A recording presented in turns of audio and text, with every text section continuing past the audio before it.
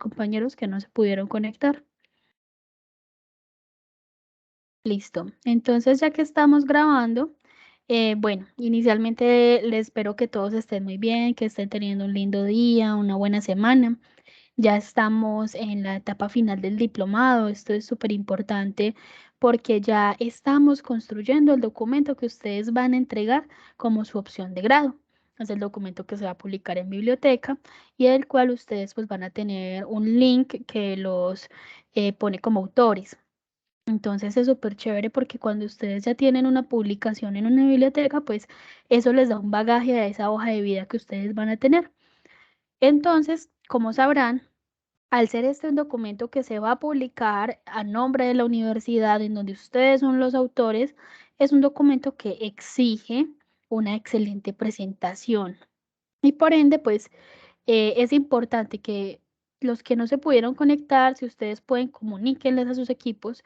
Los que no se pudieron conectar, si bien todas las reuniones es obligatoria la visualización, esta lo es, pero con mayor razón, porque este es el documento que los va a acreditar a ustedes como ya habilitados para graduarse. ¿Listo? Entonces, este es el paso 4 que se junta con el paso 3. Vamos a hablar primero entonces del proceso individual. Para que la tengamos clara, ustedes saben que en el transcurso me pueden ir haciendo preguntas. Yo al final hago un espacio para que podamos conversar del tema y pues que sea mucho más claro para todos. Entonces, a nivel individual, ¿qué debemos hacer? Inicialmente nosotros en la guía les dejamos a ustedes unos videos. Los videos están en YouTube. Son de pues son de fácil visualización, son corticos, no tienen como mucha dedicación que hay que hacerle porque son videos de unos 5 minutos y son fáciles de entender. En esos videos les van a hablar a ustedes de qué es el enfoque narrativo y cómo preguntar. Esos videos son fundamentales para que ustedes realicen muy bien esta actividad porque les dan las herramientas que se les van a solicitar en la composición del trabajo. También se hace la sugerencia de la lectura de unos documentos, haciendo especial hincapié en un documento de White, que es la intervención de personas con trauma múltiple. Pues el título va más o menos por ese punto. Es interesante que se lo lean. Es un documento pues que es fundamental también para la etapa actual, si bien los demás también pues dan unas herramientas interesantes. Digamos que en ese es el que hay que prestar una atención particular porque les da unas herramientas muy interesantes para que puedan proponerlas dentro del documento que ustedes van a entregar. Y posterior a eso, ustedes van a hacer la lectura de los casos de Voces. Voces es un fragmento de una revista que es del Banco Mundial. En esta revista lo que se hizo fue que las personas que han sido víctimas de violencia en Colombia dieron su relato, dieron su testimonio y alrededor de ello, pues nosotros vamos a hacer una lectura de ese discurso, de esa narrativa que están teniendo las personas alrededor de su hecho violento. Vamos a leer esos casos y vamos a escoger el que más nos guste. Son 5 relatos. En el foro les dejé la respuesta a esta pregunta, pero la reitero. Profe, es que a mí y a mi compañerito nos gustó el mismo relato y ambos queremos trabajar sobre el mismo relato. ¿Hay problema? No hay ningún problema.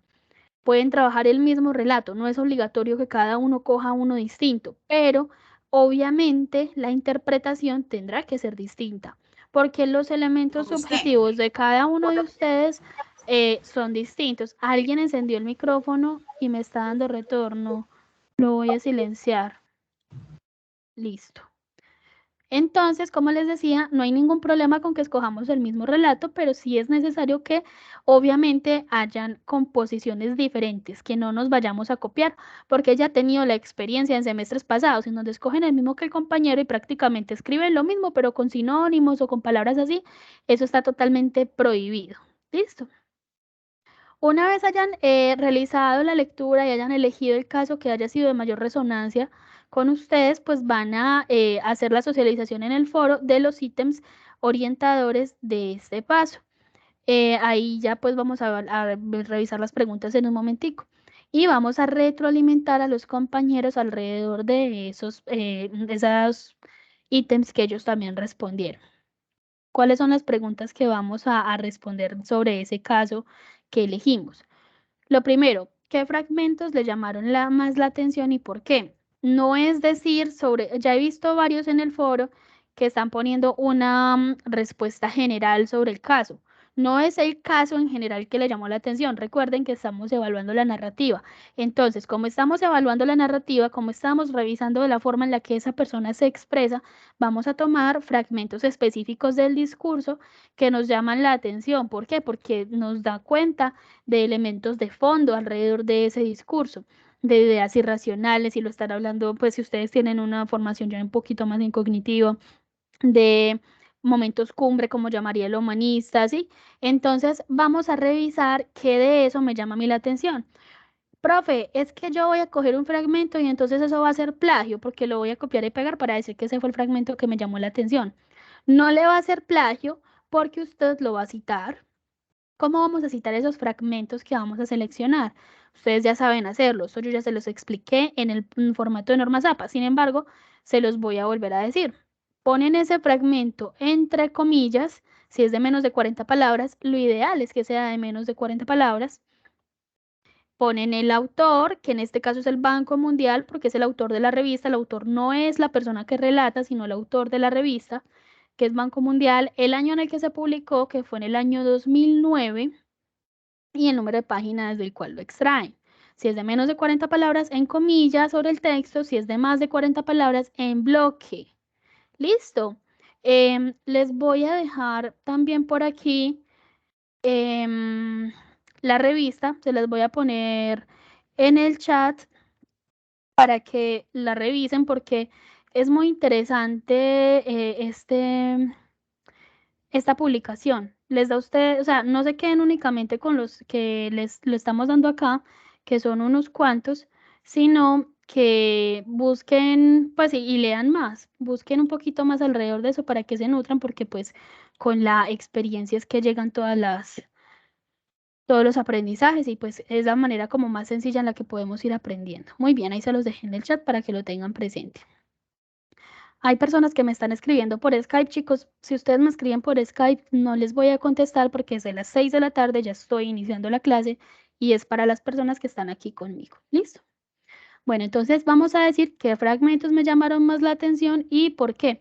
¿Qué recomendación les doy yo a ustedes en esta respuesta también? Que en ese por qué no se queden únicamente como, ay, qué bonito, o ay, me parece muy triste. O sea, si bien hay unos elementos de valor que uno inevitablemente pone allí, porque son historias pues en donde los procesos empáticos se, se, se revelan y a uno le da tristeza y demás, y se dan todas esas emociones, recuerden que ustedes están haciendo un trabajo de psicología.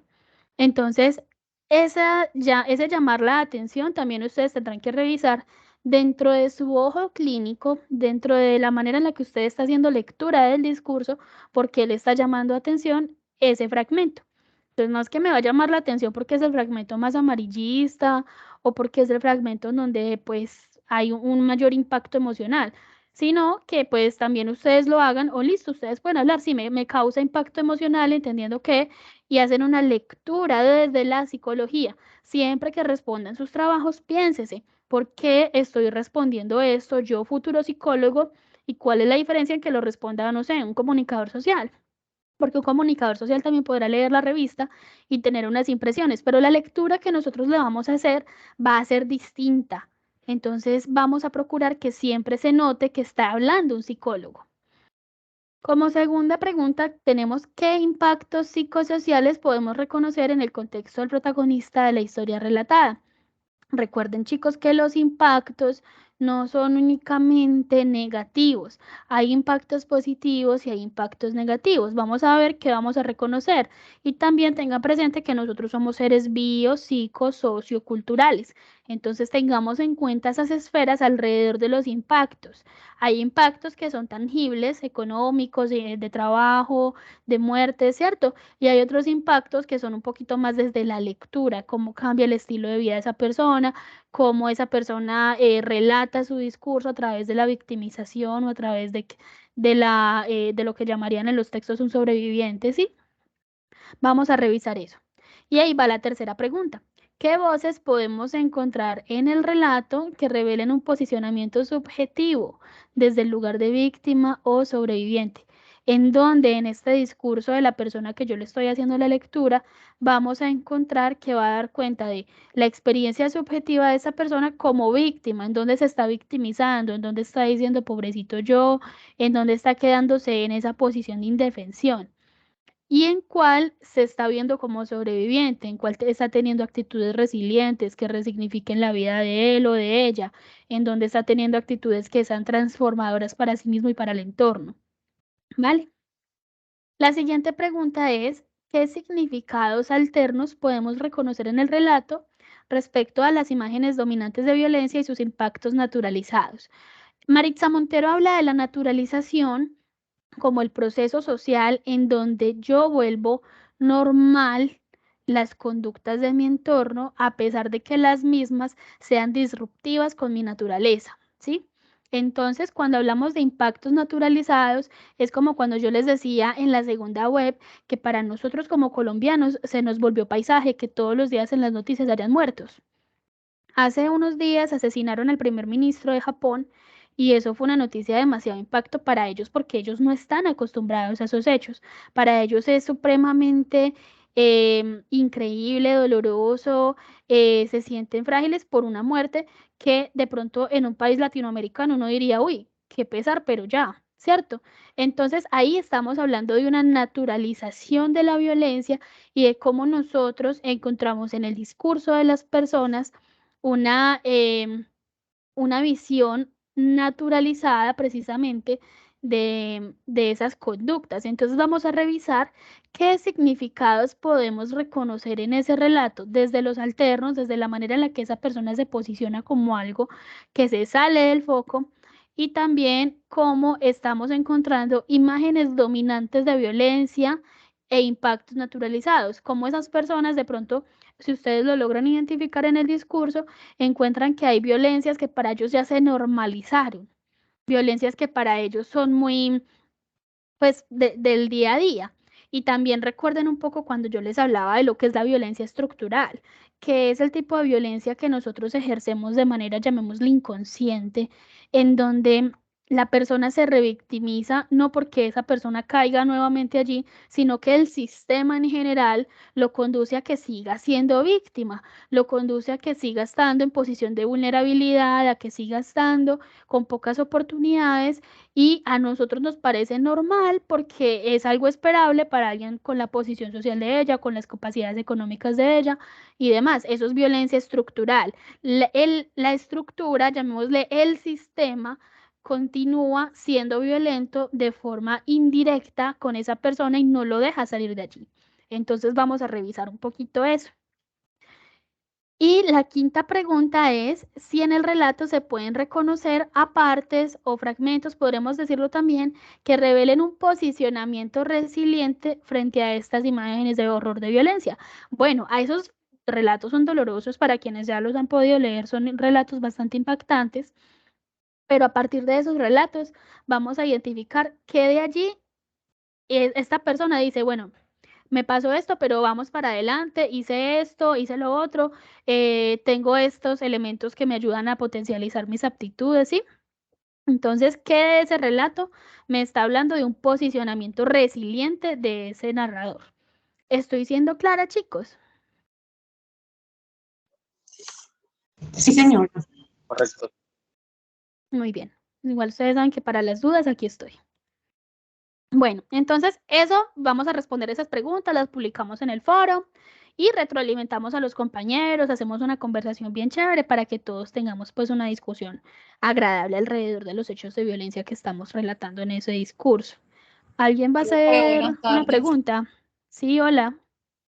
Disculpe que la interrumpa. Es que no me quedó muy claro donde usted explica sobre lo del impacto naturalizado de la cuarta pregunta. Muy bien.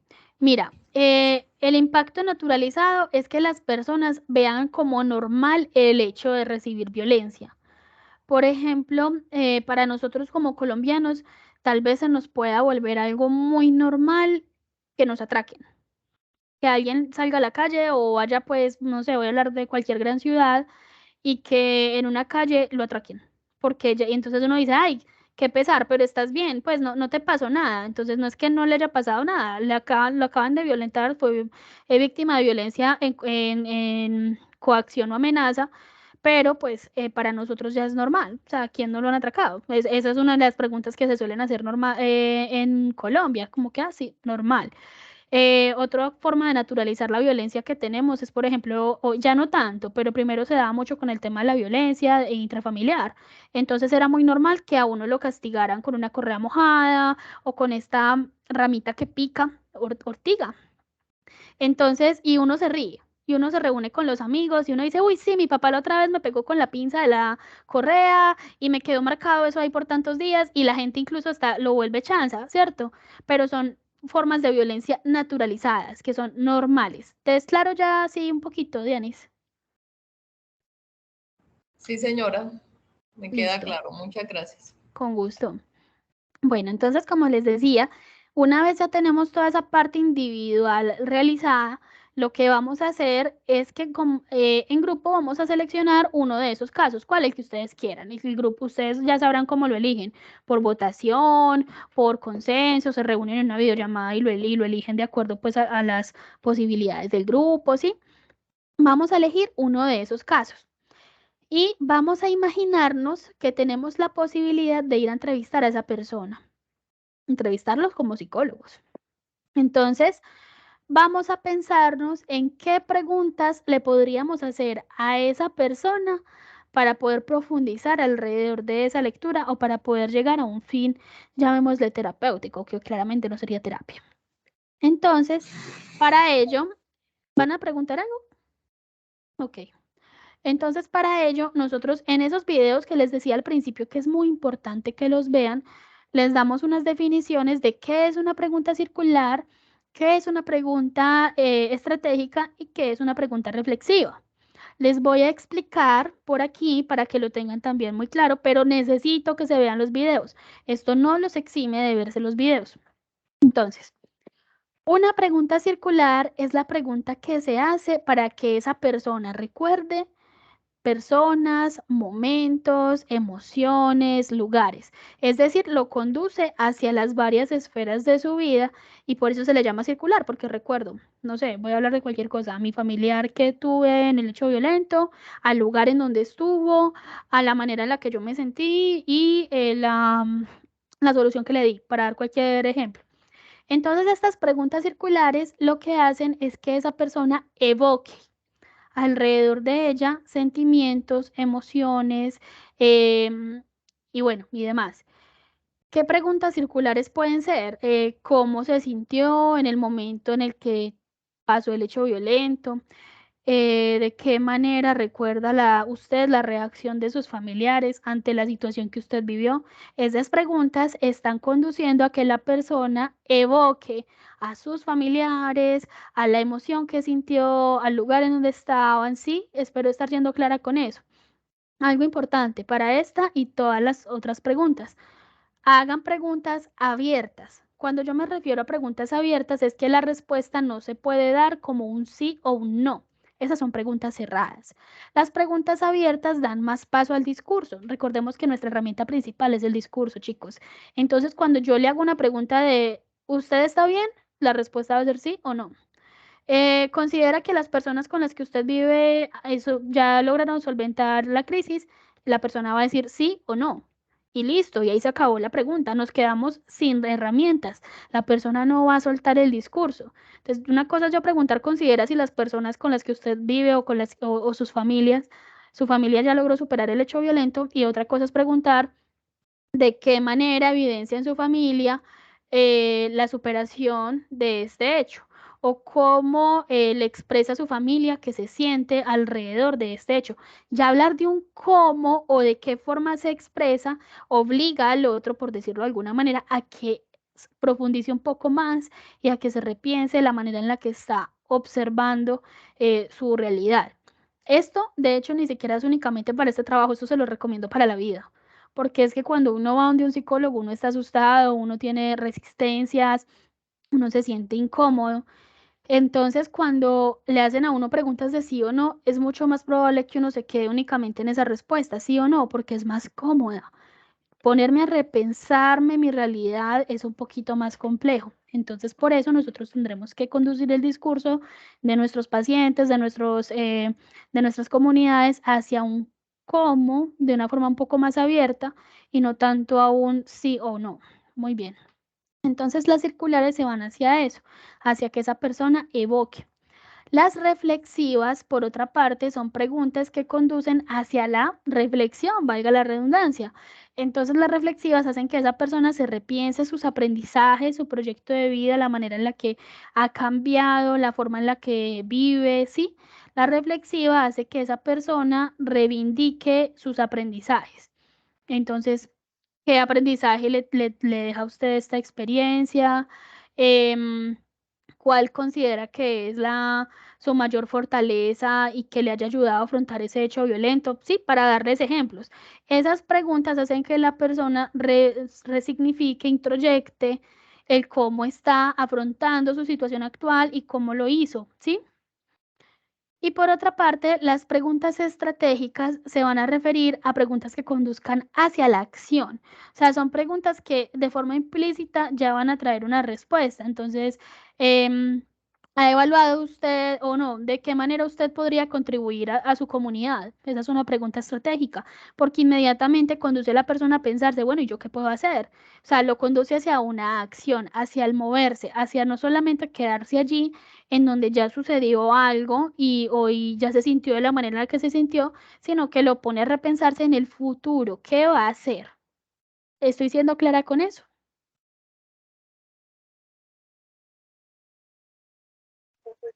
Sí, señora. Sí, señora. Sí. Listo. Muy bien, igual ustedes profundizan con los videos y como les digo, tienen mi total disponibilidad. Yo les voy a hacer una recomendación desde ya. Como equipos, pónganse fechas, pónganse un calendario interno. No vayan a dejar esto para última hora, porque este trabajo es un poquito más largo que los anteriores y como ustedes podrán notar, hay una gran parte colaborativa. Entonces, pónganse fechas y sean conscientes de los tiempos también de cada uno de sus miembros para que no se vayan a presentar problemas de convivencia. ¿Listo? Bueno. Una vez realizada esta parte, vamos a pasar a otro caso. Ustedes aquí tienen dos casos. El segundo caso es el caso de Peñas Coloradas. Esto es una población de Caquetá que tuvo un hostigamiento militar y por ende tuvo un desplazamiento. ¿Alguien iba a preguntar algo? Constanza. Ay, qué pena, profe. Es que como entra ahorita, entonces mi pregunta es la siguiente, y en esto pues tengo una duda, profe. Para el trabajo que se va a entregar al repositorio, son dos casos. El primero es sobre base a las preguntas que se hacen individuales, ¿cierto? Y lo colaborativo del cuadro. Y el segundo caso es sobre Peñas Coloradas, ¿cierto? El primero es el que escogemos entre grupo y hacemos las preguntas que nos hicimos a cada uno, ¿cierto? Sí. Y el segundo es a Peñas Coloradas. Así es. Sí, señora. Profe? Gracias. Con gusto. Bueno, entonces vamos a hablar del segundo. Como les decía, Peñas Coloradas es una comunidad que sufrió un hostigamiento militar y pues que los conllevó a un desplazamiento en donde se tuvieron que reubicar en Cartagena del Chaira, que es un municipio relativamente cerca en el Caquetá, y pues ellos están en el proceso de recuperar esas tierras, han pasado alrededor de 15 20 años, creo que un poco más, y pues este es el momento en el que todavía no han recuperado esas tierras. Entonces, vamos a leer muy bien este caso, eso está en la guía, y alrededor de él vamos a contestar estas preguntas. Primero, esto es grupal, chicos, pero yo que les recomiendo que todos las contesten para que ustedes todos tengan herramientas y puedan participar de ello. En el caso de Peñas Coloradas, ¿qué emergentes psicosociales considera están latentes después de esa incursión y hostigamiento militar? ¿Qué son los emergentes psicosociales? Ustedes tienen un texto de Fabris que lo describe. Tengan presente que esos emergentes son cosas tanto positivas como negativas. A veces nos quedamos únicamente en el impacto doloroso o violento. Los emergentes también van a hablar de hechos resilientes o de habilidades que surgen alrededor de ellos, ¿sí? Entonces vamos a mencionar qué emerge en esa comunidad, qué podemos identificar en esa comunidad ante los hechos que surgen desde lo resiliente, pero también desde los elementos victimizantes. Segunda pregunta, ¿qué impactos genera para la población ser estigmatizada como cómplice de un actor armado? ¿Qué pasa con ellos? ¿Qué pasa, por ejemplo, a nivel laboral con una persona que uno tiene estigmatizado como cómplice de un grupo guerrillero? ¿Qué pasa a nivel psicosocial, a la forma en la que yo me defino a mí mismo ante esa estigmatización? ¿Sí? Entonces vamos a contestar eso. Y vamos a proponer 2 acciones de apoyo en la situación de crisis. Tengan en cuenta eso, las acciones de apoyo son para el momento de la crisis, no para después, generada por el desarraigo que sufrió la comunidad. En esta pregunta se me suelen rajar mucho porque me ponen, hay que hacer un taller reflexivo o que hacer una, no sé, una entrevista individual. Primero tengan en cuenta una cosa para este caso y quiero que sea muy importante. El diagnóstico diferencial. Tengan en cuenta los elementos culturales de esta población. Tengan en cuenta las características. Eran población rural. Tengan en cuenta la cantidad. Son alrededor de 740 familias. Eso no lo dice el documento, pero nosotros como psicólogos siempre tendremos que investigar. No se queden únicamente con el documento, profundicen un poquito, busquen qué pasó, busquen cuántas personas eran, busquen qué características sociodemográficas habían. Despeluquémonos un poquito y no nos quedemos únicamente con lo que aparece en la guía para que podamos complementar.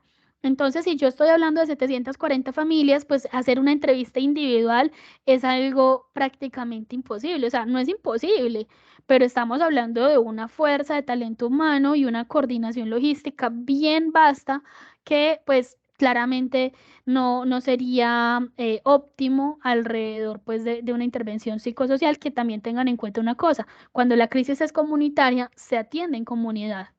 Cuando la crisis es individual, se atiende en individual. Listo. Entonces vamos a proponer 2 acciones de apoyo en esa situación de crisis que genera el desarraigo. Y posterior a eso vamos a proponer 3 estrategias para esta población que potencialicen sus recursos de afrontamiento, que potencialicen su forma de empoderarse como comunidad, ¿sí? Tengan en cuenta lo siguiente. Una estrategia no es un taller. Una estrategia no es una charla de 2 horas. Una estrategia no es una escuela de padres. Una estrategia es algo mucho más amplio y con un impacto mucho más fuerte. Una estrategia es, y lo dejo acá en la definición como está en la guía, un conjunto de acciones que se diseñan alrededor de un impacto deseado y que se organizan en fases y se organizan en tiempos de acuerdo con su pertinencia en relación con la problemática referida. Aquí les dejo una tabla. Entonces tengan en cuenta que una estrategia es algo mucho más macro que hablar de un taller. Una estrategia, para poner un ejemplo cualquiera, puede ser, a ver, les voy a dar este ejemplo. Ojalá no lo usen porque pues ya voy a saberlo cuando lo lea, pero pues lo pueden, de pronto se pueden inspirar en él y ahí ya generan ustedes la suya. Entonces una estrategia puede ser el establecimiento de líderes comunitarios en un nombre amplio. El nombre de la estrategia puede ser tan romántico como ustedes quieran. Le pueden poner todos juntos a triunfar, lo que ustedes quieran. O le pueden poner un nombre mucho más serio, establecimiento de líderes comunitarios, ¿sí? Vamos a hacer el ejercicio con ese. Entonces el nombre de la estrategia, digamos que es ese. Descripción fundamentada y objetivo. Entonces se entiende que en las comunidades es requerido contar con personas que ayuden hacia el proceso de empoderamiento, y ustedes ahí mencionarán algún autor o alguna fuerza epistemológica que ustedes ya vengan trabajando tanto en las otras materias o como en el diplomado.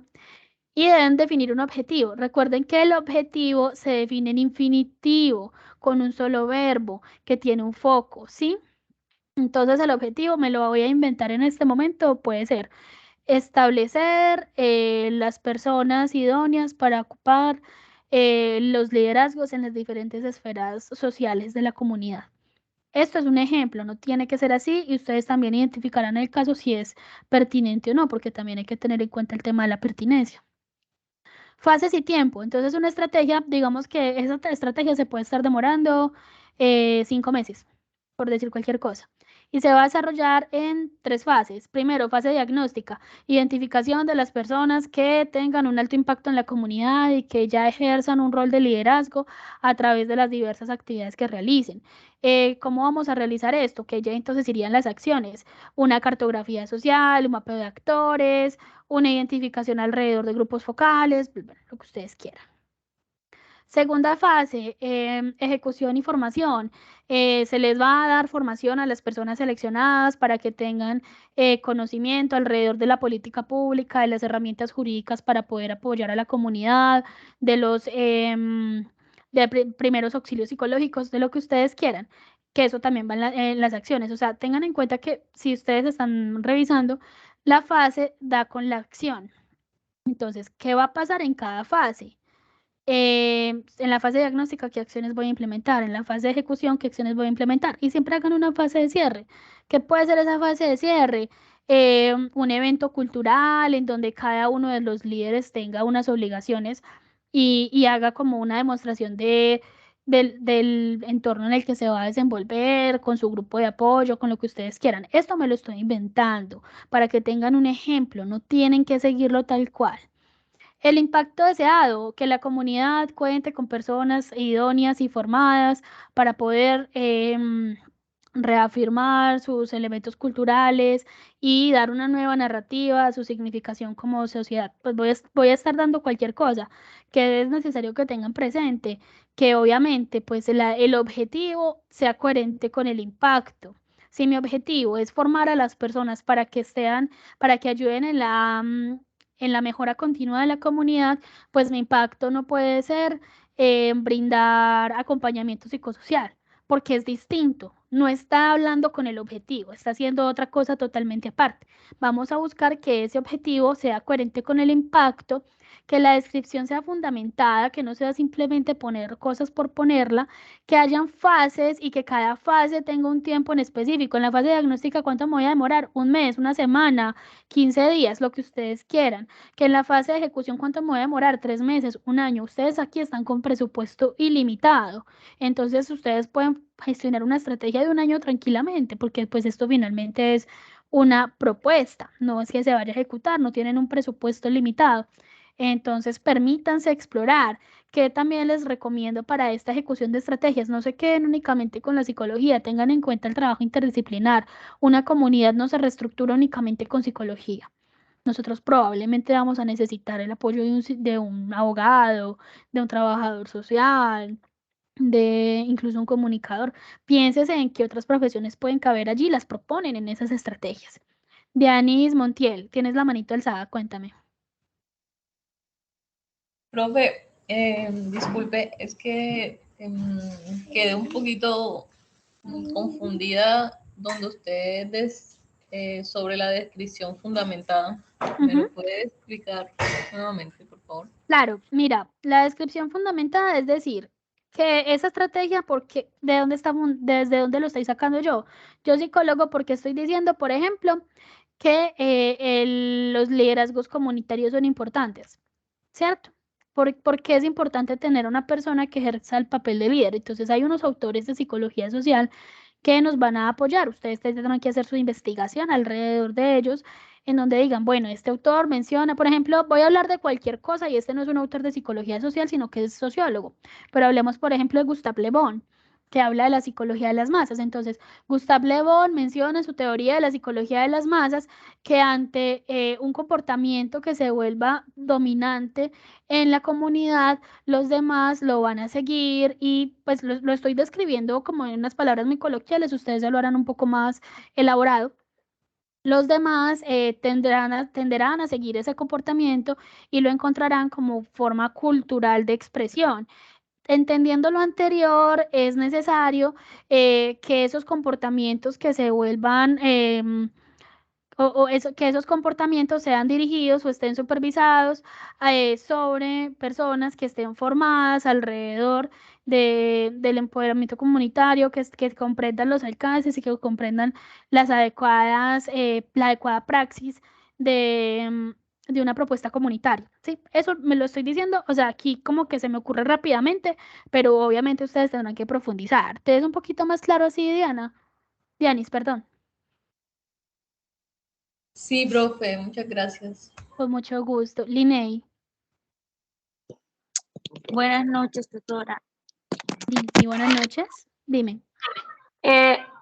Todas las tres debemos describir como las tres fases, ¿verdad? Son tres objetivos y tres fases. Entonces, No, son 3 objetivos, pero las fases, cada una ya ustedes definen cuántas fases tiene cada estrategia. No es que cada estrategia tenga 3 fases, ustedes ya mirarán.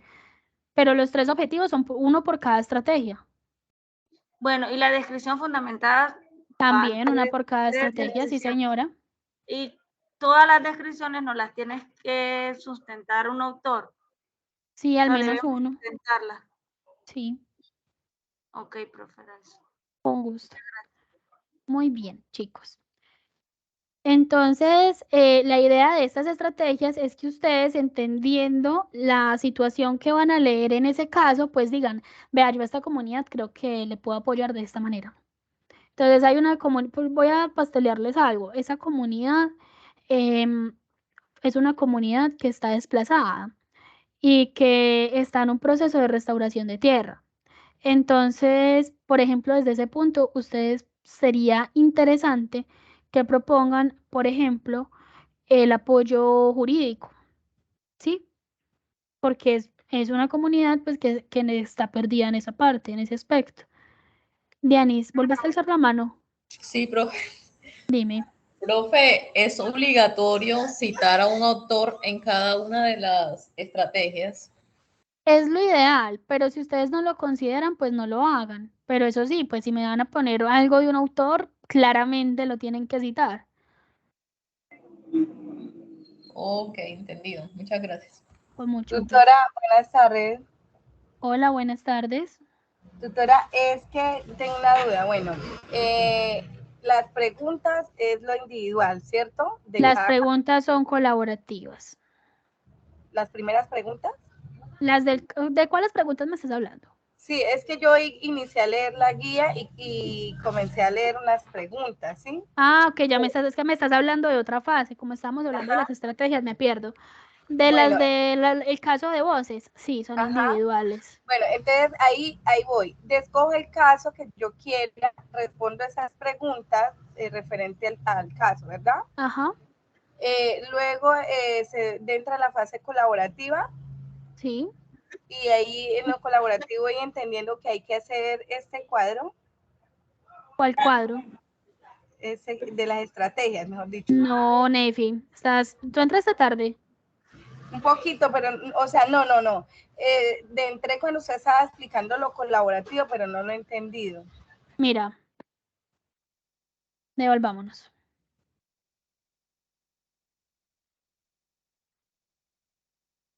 Luego de ustedes responder las preguntas individuales y retroalimentar a los compañeros, que no se les vaya a olvidar esto, ustedes hacen este cuadro de las preguntas que le harían a esa persona. Entonces, este es otro cuadro distinto al que yo estaba mostrando. Este es un cuadro de las preguntas circulares, reflexivas y estratégicas. Si no entraste en este momento, tienes que revisar la grabación para que veas esta partecita. Luego de eso, ahí sí pasamos al caso de Peñas Coloradas, que es un caso distinto, en donde también hay una resolución de unas preguntas que esas preguntas en la guía dice que son colaborativas. Yo, Jessica, les recomiendo que las resuelvan individual y que ya se vayan complementando con lo colaborativo para que no se quede una sola persona haciendo todo el trabajo, como suele suceder. Me disculpan que lo diga, pero eso es una de las realidades de los grupos. Entonces, ideal que todos respondan estas preguntas para que se puedan apoyar. Y de ahí sí hacen este cuadrito. ¿Listo, Naifi? Señora. Listo. Constanza. Profe, o sea que para el primer cuadro matriz que tú cuando te devolviste, es para el primer caso que El de las se preguntas. escoge grupal. Sí, Sí. es para el primer caso que se coge grupal. Ya en el Peñascolora sería esta tabla que nos estás mostrando, ¿cierto? Así es, sí señora. Listo, profe, gracias. Con gusto. Bueno, sigamos. Igual, yo sé que a ustedes en las estrategias en el camino les va a generar dudas. Para eso me tienen en Skype. Por favor, esta etapa es fundamental. No se queden con las dudas y no lo dejen para los últimos días. Les dejé en el foro muy grande, en una letra muy grande y resaltado, que me manden este trabajo con una semana de anticipación para yo poderles hacer retroalimentación. Ustedes saben que yo los últimos 3 días no retroalimento. Entonces, les recomiendo que inicien prontamente y que si me tienen que preguntar algo 50 veces me lo hagan. Ustedes saben que les contesto muy rápido por Skype. Muy bien. Luego, una vez tenemos todo lo que ya he mencionado, ustedes van a organizar el producto final. La portada de ese producto, el título de ese documento es la imagen y la narrativa como herramientas para el abordaje psicosocial en escenarios de violencia, punto. La región a la que ustedes pertenecen. ¿Qué regiones pertenecen? La que ustedes quieran. Vea, yo puedo poner, les puse un ejemplo. Punto, departamentos de Nariño y Cauca. Punto, municipios de Medellín, apartado de Río Sucio. Lo que ustedes quieran. Digamos que todos viven en un mismo departamento, pero en diferentes municipios. Entonces es más fácil, por ejemplo, decir que, voy a dar un ejemplo acá de Antioquia. Que unos viven en Bello, otros en Itagüí, otros en Medellín y otros en Envigado. Entonces es más fácil poner punto, departamento de Antioquia, que poner municipios de ¿cierto? Ustedes ya deciden si lo van a mencionar por municipios o departamento, pero tienen que estar todas las zonas en las que ustedes están ubicados. La de los integrantes del grupo. Bueno, en este título lo vamos a escribir así tal cual como yo se los pongo en el ejemplo. No lo vamos a poner en mayúscula sostenida, no vamos a omitir la inicial mayúscula después del punto, no le vamos a cambiar el nombre del título, lo vamos a poner así tal cual. Lo único que le vamos a cambiar es la región, porque es la región en la que ustedes viven y pues obviamente eso varía. ¿Qué les digo yo de esto? A veces omitimos cositas y vean chicos, yo me muero de la pena tener que hacerle esta retroalimentación a estudiantes de 10º semestre o incluso más de psicología. Pero ojo con la ortografía. Encuentro yo en este diplomado que hay personas que todavía no saben que el nombre propio de un municipio va con inicial mayúscula. Encuentro personas que a estas alturas del partido todavía no saben que hay nombres de los lugares donde ellos mismos residen que tienen tildes. Encuentro personas que a estas alturas no ponen, no, pues ven una coma y lo omiten, o ponen un punto aparte y no empiezan con mayúscula. O sea, son cosas que uno dice que son chiquiticas y que son detallitos. De hecho, alguna vez un estudiante en un semestre anterior me decía, profe, es que usted me está haciendo devoluciones por pequeñeces. Y yo, no son pequeñeces, es que este es un documento que se va a publicar en la universidad.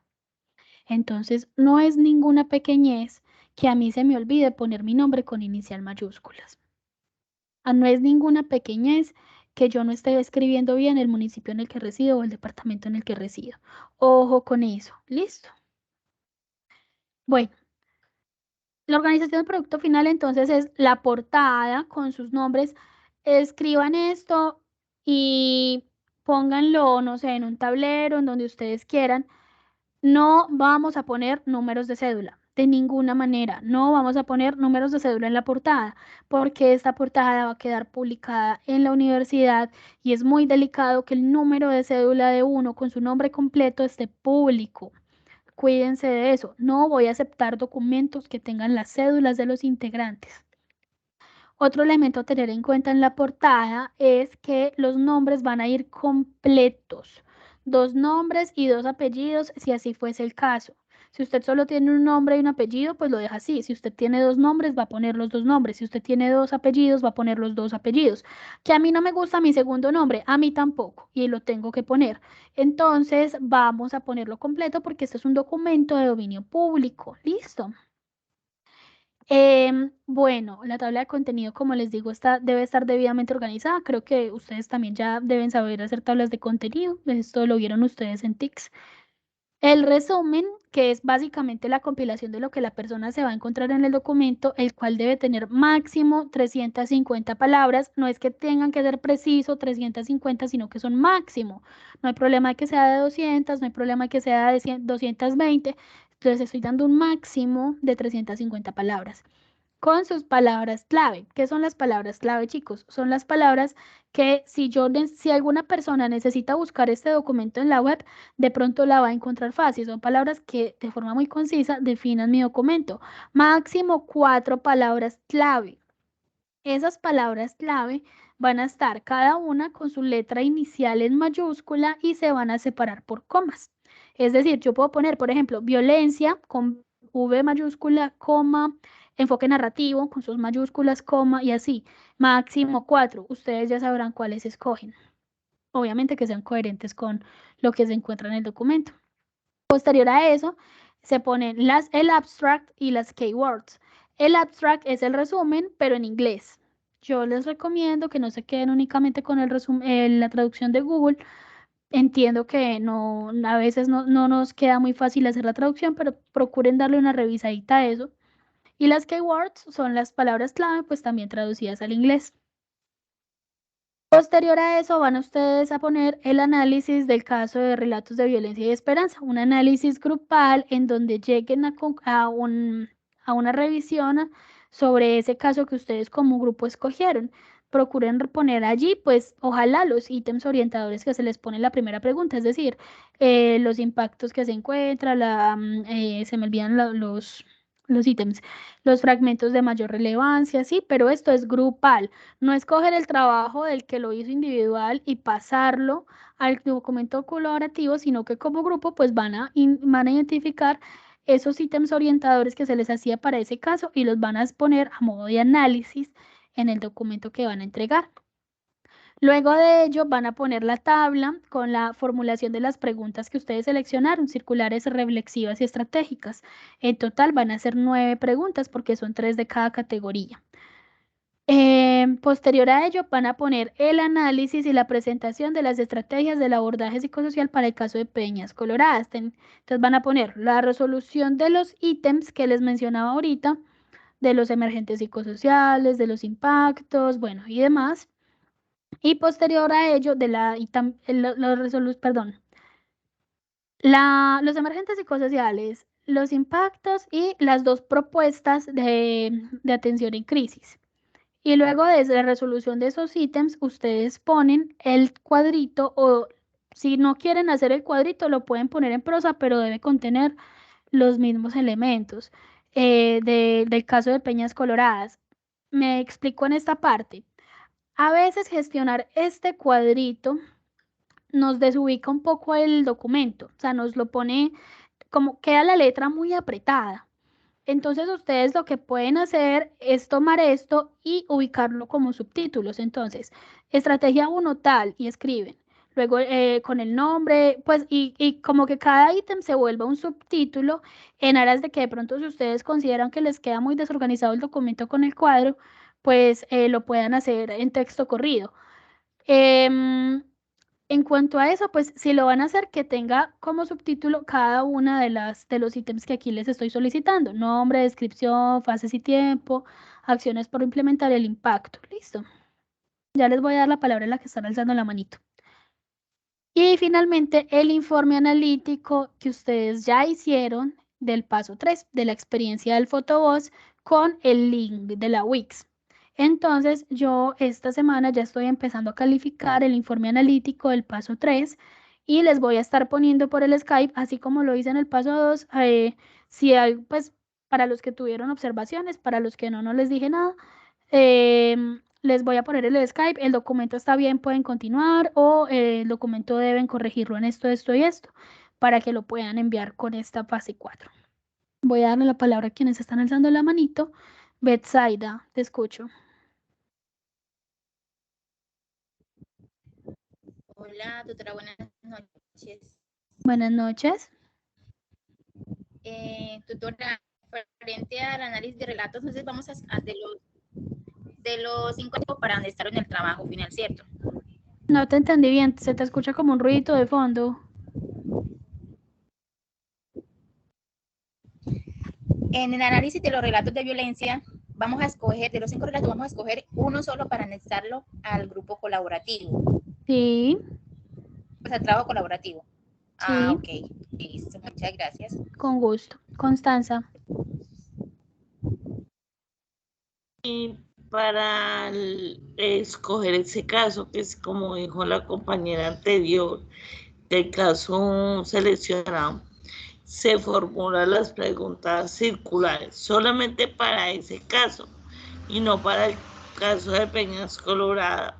Así es, las preguntas circulares, reflexivas y estratégicas son para el caso de voces, como lo expliqué anteriormente. Para Peñas Coloradas tiene otros ítems distintos. Ah, listo. No, profe, es que como yo estoy repitiendo este diplomado, entonces el anterior fue lo de la formulación de preguntas, lo hicimos en el caso de Peña Colorado. Creo que lo hicieron mal porque así no se hace, pero bueno, no importa, ya estamos en otro, entonces no le paremos bolas a eso. Listo, Bueno, muy bien, entonces esta es la estructura que espero yo del documento. Este documento, vuelvo a insisto, por favor, envíenmelo con una semana de anticipación para yo garantizarles retroalimentación, porque es un documento que probablemente tenga cosas por mejorar o que de pronto yo les esté diciendo, vea, púlale esto, púlale el otro. O sea, en este documento no les voy a recibir a no ser que ya esté en óptimas condiciones. Aquí no es que quedó regular o pues raspadito lo pasamos. No, aquí no vamos a pasarlo raspadito porque este documento se publica. Entonces tiene que estar en excelentes condiciones. Como sugerencia, la recomendación es de máximo 30 páginas. Profe, ven, se quedó 31. Pues bueno, no hay problema. Profe, me quedó 45. Ahí sí, revisemos qué pasó. Porque hay pues unas sugerencias desde biblioteca que nosotros tendremos que seguir. Como les digo, yo sé que estoy siendo muy insistente con el tema, pero créanme, y de pronto Constanza que ya está repitiendo el diplomado, créanme que esta actividad pesa.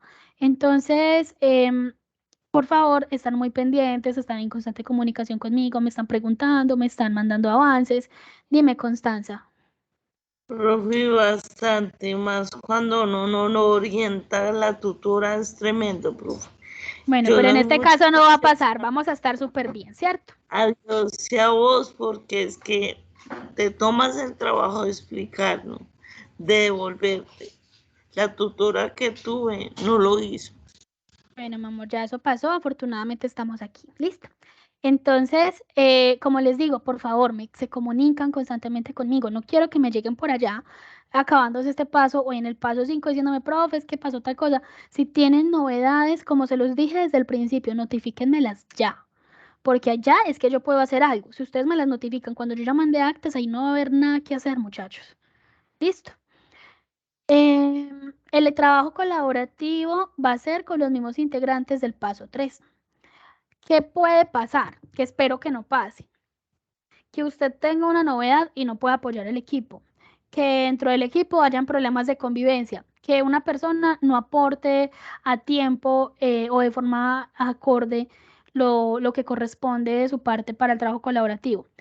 La persona que por alguna razón no vaya a quedar en este trabajo colaborativo porque no participó a tiempo, porque se salió del grupo, por lo que sea, escúchenme bien, tiene que repetir todo el paso 3. Entonces, yo les recomiendo que tengan una muy buena comunicación, una muy buena interacción como equipo, para que no haya un retroceso tan grande de volver a hacer otro informe analítico, de volver a hacer otra WIX, porque pues eso significa aún más tiempo. Entonces, si usted no tiene tiempo, si usted considera que es una persona ocupada, y por eso va a aportar a última hora a su equipo, tenga en cuenta que va a tener que gastar aún más tiempo porque le va a tocar repetir el paso 3. Entonces, mucho cuidado con eso. No voy a tolerar que personas lleguen a última hora a integrarse al equipo o a aportar a los últimos días. No lo voy a tolerar porque este es un trabajo que claramente, como ustedes ya lo han podido ver, es pesado. y hay que ser respetuosos con los tiempos de los compañeros. Lleguen a acuerdos, hagan un calendario, lleguen a estrategias. Ustedes ya son estudiantes de último semestre o si no del último, del penúltimo, y creo que como psicólogos en formación, pues una de las características que tendremos que formular y en las que tenemos que ser muy pulidos es en la resolución de problemas. Entonces vamos a llegar a acuerdos y vamos a tener comunicación asertiva como futuros psicólogos que somos. Recuerden que para enseñar hay que dar ejemplo. ¿Listo? Y finalmente está la sustentación. Yo les voy a hacer otra web de la sustentación con todos los tips, con todos los datos sobre cómo vamos a hacer esa sustentación. Porque la sustentación es la explicación o la exposición tanto del trabajo anterior como de este. Para ustedes sustentar es porque tienen la materia, pues ya van a ganar. Si ustedes no tienen una nota que les permita hacer la sustentación, yo con el dolor en el alma no les voy a agendar sustentación pues porque no tendría sentido. Entonces, recuerden que este curso se gana con 375 puntos. Yo igual les voy notificando con tiempo las personas que tal vez tengan un puntaje que sea desfavorable para que lo tengan presente. Igualmente en la sustentación pues van a estar todos los integrantes del grupo. Eso lo hablaremos en su momento. Pero sí pues tengan en cuenta que este documento que ustedes estarán creando de la mano con lo que ya crearon en el paso anterior es lo que van a sustentar como su trabajo de grado. ¿Listo? Bueno, chicos, espacio para preguntas, quejas, reclamos.